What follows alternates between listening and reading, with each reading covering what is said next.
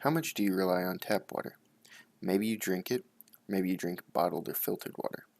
Hopefully, you shower and wash your hands using tap water. But what if that tap water was too dangerous to be used? What would you do? That is a question that the citizens of Flint, Michigan have had to ask since 2014.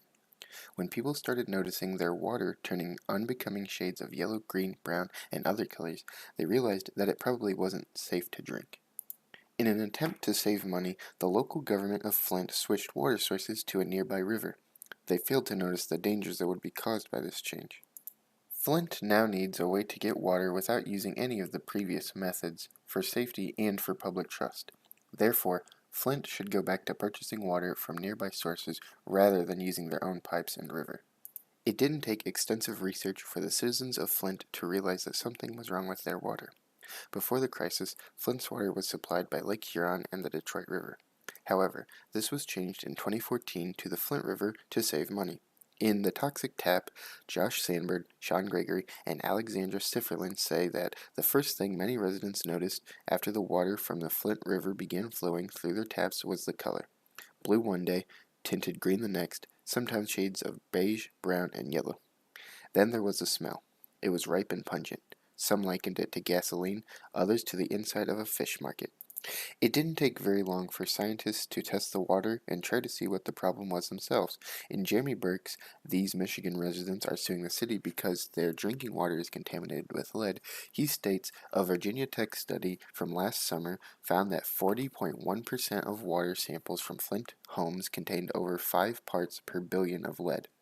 The researchers also reported that the 90th percentile lead level in Flint homes was 25.2 parts per billion, well over the EPA's recommendation.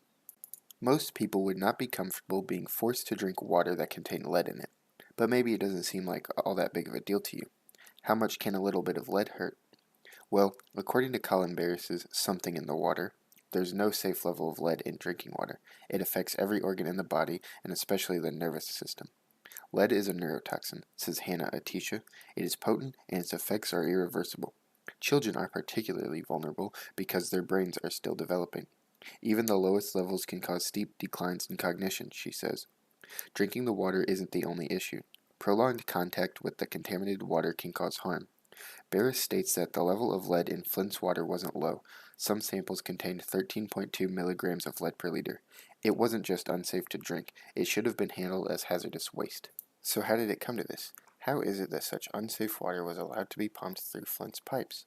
The answer is a result of greed and incompetence at the hand of the city's officials. The initial switch was an effort to save money by using Flint's own river. In The Toxic Tap, Josh Sanborn, Sean Gregory, and Alexandra Sifferlin claim that, as Flint's leaders cheered their fiscal prudence, the chain of events they had set in motion began to wreak havoc on the city's aging water delivery system. Water from the Flint River has particularly high levels of chloride, a substance so corrosive that its presence in road salts leads cars to rust. Most municipalities, including Detroit, add a chemical to help offset this corrosion. Yet despite having 8 times as much chloride in it than Detroit water, the Flint River was not treated with a corrosion inhibitor. As the water passed through the city's aging lead pipes, it absorbed the toxin into the supply. You would think, since everyone knew something was wrong with the water almost immediately, something would have been done very quickly to fix the issue. But for whatever reason, the town government vehemently denied that anything was wrong. Sandburn mentions that officials repeatedly told residents that the water was fine. Flint's mayor appeared in front of TV cameras and gulped it down. A spokesman for the state top environmental regulator said anyone concerned about the water should relax. A warning memo written by a specialist at the U.S. Environmental Protection Agency went unheeded, and a city council vote to return city to Detroit's supply was overruled by an unelected emergency manager appointed by the governor. Due to this denial, the Flint water crisis was prolonged much longer than it had any business being. The Flint water crisis was caused by a failed attempt to change the water source. That means the obvious solution would be to undo their mistakes and return to the original supply of Lake Huron and the Detroit River. It would be simple and easy, as they've already been using this method for years, and switching back won't be very difficult. The main problem would lie in the pipes. The water from the Flint River corroded the pipes, which is what caused the influx of lead.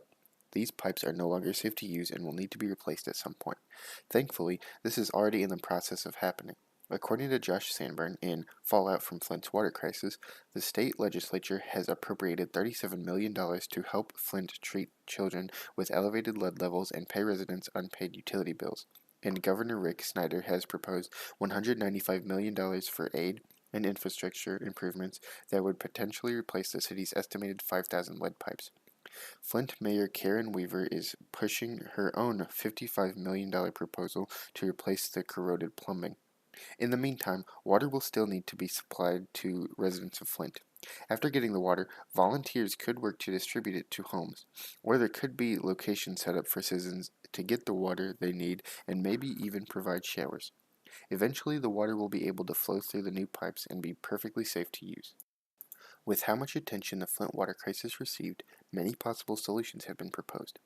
Many people have volunteered to giving bottled water to homes in Flint. While this is very generous and provides some benefit, the citizens need more than just a few bottles of water.